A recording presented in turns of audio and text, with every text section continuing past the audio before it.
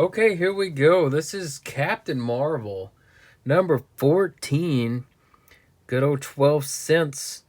Man, what a banger of a cover this is within the space, and man, it is something. You see something like that, you'd just want to buy it. Captain Marvel, When a Galaxy Beckons. Here we have Stan Lee presents another space sprawling sensation by groovy Gary Frederick. Uh, Fabulous Frank Springer, inked by Vince Coletta, and lettered by Artie Simic. Um, I don't know what happened in the previous issue, but we got Captain Marvel and Carol Danvers, and maybe it's a space robot or something. I'm not for sure. I don't own number 13 or the other comic books from that era. Uh, I think 1969 is when it was printed. It's only 55 years old, but geez, that's a old comic book. Um, let's see. We have this guy. He's an army guy. He's you better stand back, Miss Danvers. I got orders to shoot him on sight. I don't know. They're like on a missile base or something. Here's the army. They're like, you can't, and then Captain Marvel's saying, "Hey, I can just port myself home real quick, and then I know you're not a traitor. You couldn't be. You can't give yourself up."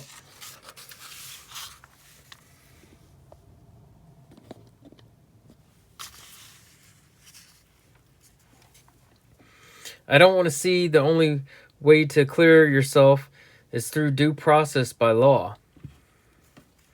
If you give yourself, if you won't give up yourself, then I do it for me. And it's she's trying to don't pour it out. Stay and we'll straighten this out. Here's a neat shot right here, or neat drawing. The gun, a perspective of it.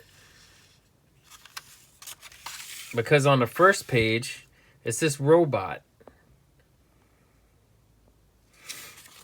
And on this panel, you see the robot's back of its head with the pipe and don't shoot. I can trust her. So then, but then moments later, we're Mr. Stark. We're nearing the Miami. Be a good boy and finish your cocktail. The stewardess is telling him. And anything you say, pretty lady, as long as you stand right there and hold my hand, Mr. Stark, you're even bigger flirt than the gossip columns say you are. Mr. Stark, but he said, but I can't don't you you don't have your charms, huh? A girl could be impressed into holding your hand during dinner tonight. And he said, unfortunately, I'm stopping in Miami for business, but if you're ever in New York, look them up. And which is why Tony has changed planes and abandoned Janice Cord since Ironman 14. So he's going back from Ironman 14.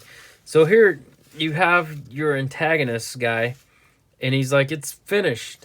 And this is pretty neat little art here. He's got all these dolls. He's like the perfect radio replicant of Iron Man. He has all these dolls here of all the heroes. Thing and Hulk, he looks kind of funny right there. And Captain America, and I don't know, there's a little spot back here, but he's got all these mind-controlling dolls. And if this doesn't tell you that this yarn is part of the Titanic trilogy which begins in Submariner 14 and ends in Avengers 64, you get up to tell you that it is so. And if you want in on the whole happening, rush out and pick up these new issues and read the other words. Stan, who isn't responsible for this, and Roy and Gary, who are. Roy, I guess they're talking about Roy Thomas, I guess. He might have been the editor back then, or should be. I don't know. I don't think they said an editor on that. Maybe, I don't know. Only need to hold the puppet in my hands, and let's see. He only needs to hold the puppet in his hands, and the will becomes Iron Man's command. And there's the instantaneous aboard the airliner. Iron Man, Tony Stark, is sweating, and he sees his eyes, and he's like, "Excuse me, I need to wash up before we land. You wait here. I'll be right back." And then, okay, Mr. Stark, I'll be waiting. He gets to the washroom, and he's like, "Now I have to change to Iron Man real quick. No matter what, I must reach the Cape and destroy Captain Marvel." Destroy Captain Marvel, he says. And seconds later, there. I'm lucky my armor can just be put on that quickly. Captain Marvel must be stopped. Even if it means my life. And so I must somehow get off this plane and find him. Then he must die. Then he must die. He's so serious. This time thing is really, the mind thing's really happening. And he's like, there's a stewardess. He's clear. He's like, okay, there's the hatch. He pops the hatch. And he's like, made it. That's a good panel. Look at that, man. Look at this art. It's so good. They're down about 10,000 feet. The slipstream had decreased enough for my armor to withstand it. And the stream will close the rear hatch, so there's no pressure problem in the aircraft. Now it's on to Captain Marvel. It's like they had everything figured out. Like the pressure, the doors are shut, and everything's good. And just within minutes, he said, just within minutes, they're there. And just below me, and now I only know that I must attack. Look above us, it's Iron Man, Carol Danvers says. Move away, young lady. And there's the robot still in this picture. I guess it's a robot. It's pretty cool. Maybe it's an alien thing that they have. I don't know. I have to get Captain Marvel 13, I guess, to figure it out. Move away, lady. I wish you no harm. And here's Iron Man. Iron Man's right here, and then that, and it's pretty crazy deal here going on. If he seeks a battle with me, then I will not deny him. Seek a place for safety, Carol. No matter what happens, I'll stand beside you, Captain Marvel. And if that's what you want, it leave me no choice but to attack and destroy you along with the costume menace you highly think so of. Go out a little bit. This ad here, you got Doctor Doom and Marvel Tells. It's brand new plastic pillows, inflatable plastic pillows for $1.50. That doesn't seem very comfortable. And this is just an ad for a Lee jeans. Isn't that crazy?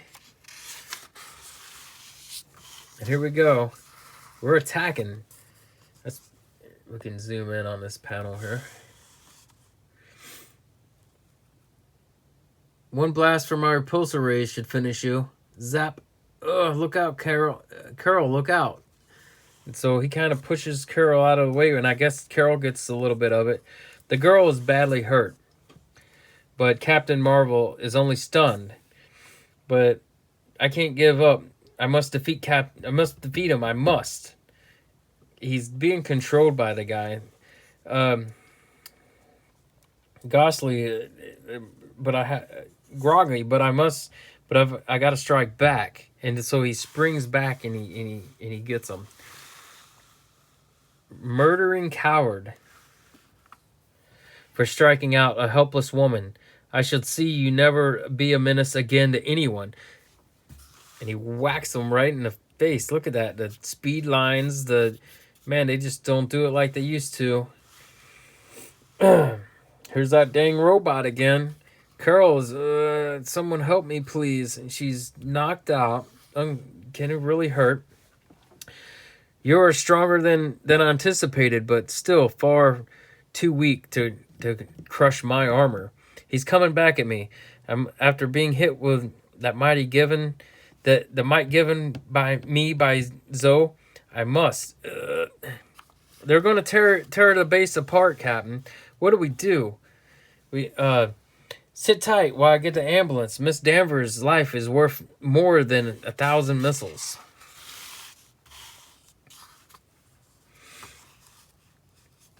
In the two Titans duel, an ambulance arrives, and then they load Carol Danvers in the ambulance.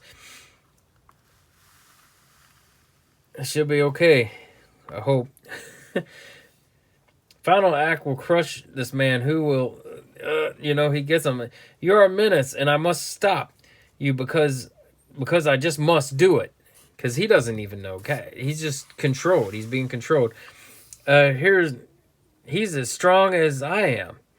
Only hope to reach my lasonic disintegrator. Lasonic disintegrator. Your weapon won't help you, Captain Marvel. Your defeat is inevitable. I have it, but I have concentrate all my strength to break free, and he zaps him. Continue on the next page.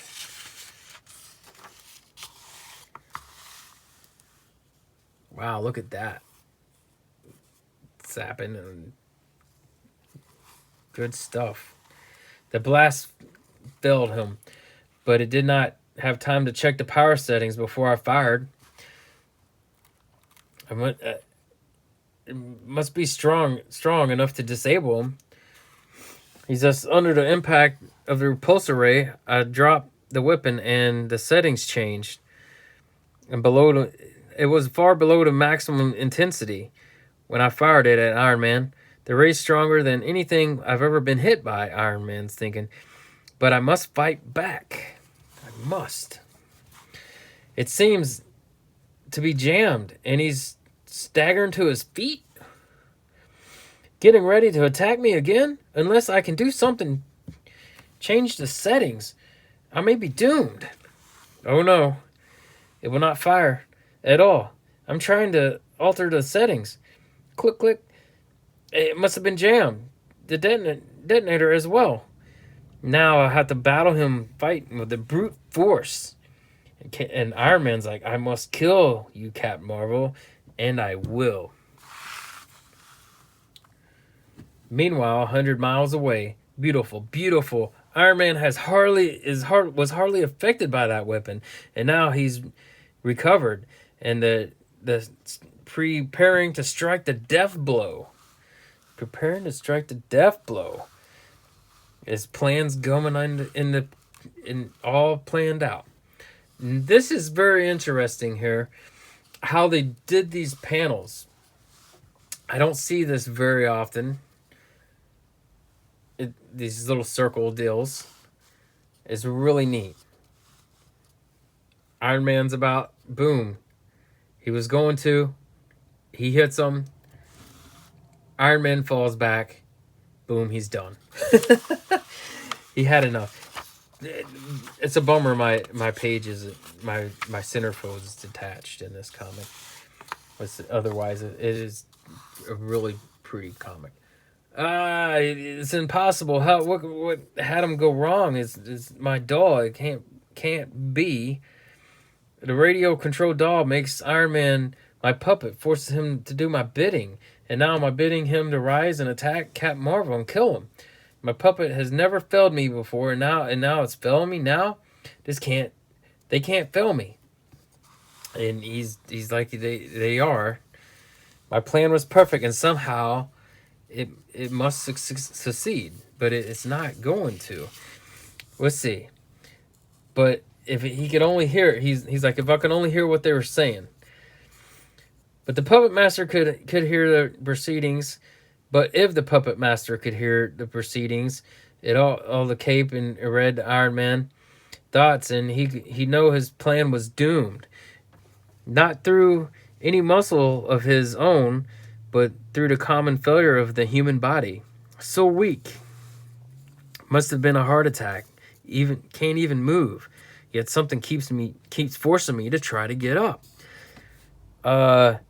And away and do away with Captain Marvel. He just doesn't understand it. What's going on? I don't understand this blast from my Lasonic the Lasonic disruptor ray gun must be didn't even dent his armor. Therefore, he could not be responsible for his sudden collapse. Therefore, it must be something physical. Captain Marvel is a detective now, I guess. You soldiers, you must summon the ambulance right away. The bad guy, I don't know if he's like, I'm just gonna call him the Puppet Master because I don't know the guy's name. They never really introduced him. It's probably name 14 or whatever. He smashes the control panel and foiled the perfect plot. It's just foiled his whole thing. And he says, I never want to work with these foolish figures again. And he throws it and it blows up. This is a neat little panel too. He throws it and it blows up and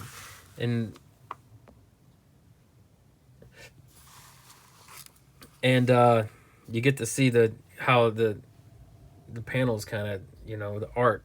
It's really neat. I like when they do kind of stuff like that. So they load out. Meanwhile, at the Cape, at the missile base or whatever, they're loading Iron Man up. Captain Marvel kind of he's like, and escaping. Looks like he's fading away. And then it just kind of goes. And he's just poof. He's done. He's disappeared. Let's get back into this here.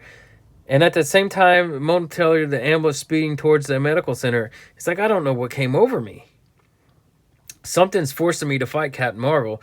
No time to worry, though. I have to get out of here before they start asking questions. And then the guy, he just kind of pops up, and the guy's like, he's like, what? What? You just loaded Iron Man into your ambulance, and you're sitting there, and the guy's like, what? Surprise. Is sorry to shake you up like that, fella, but I'm really feeling great. Just putting on an act to get away from Captain Marvel. I guess he's just too tough for me. Just kind of playing it off like, oh yeah, he's too tough for me. I just put on an act to get away. When you reach the hospital, just tell your boss that I made a miraculously recover, and didn't want to waste any of their time. So long, Charlie. Thanks for everything. You still have a question about the backup time? I'll be busy supplying answers. I'll be busy supplying answers about my disappearance from the airliner.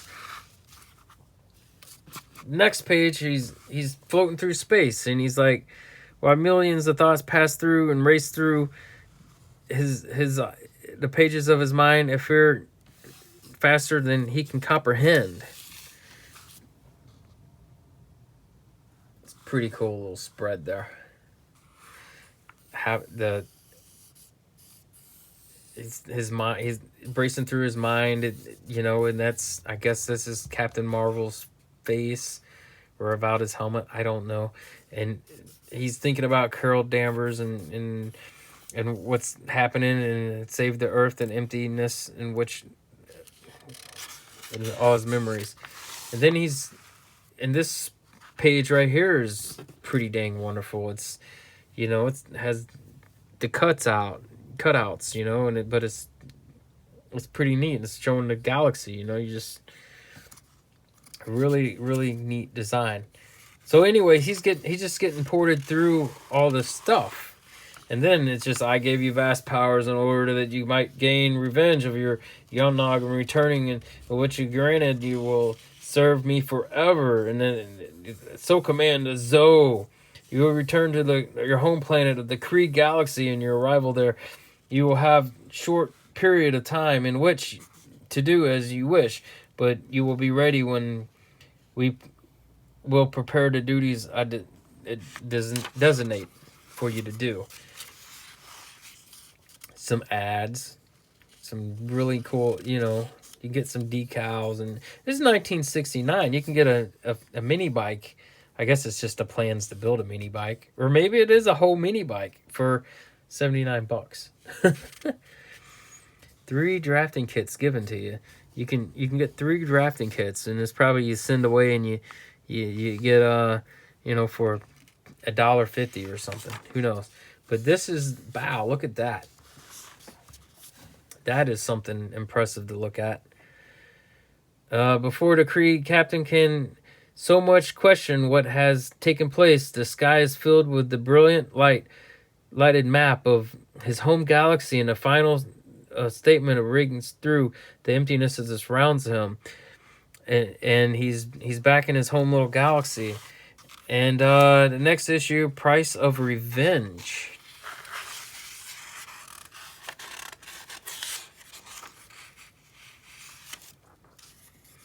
These little, the Mel Marvels, these old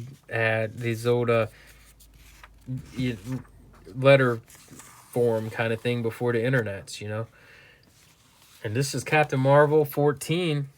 What a beautiful comic book.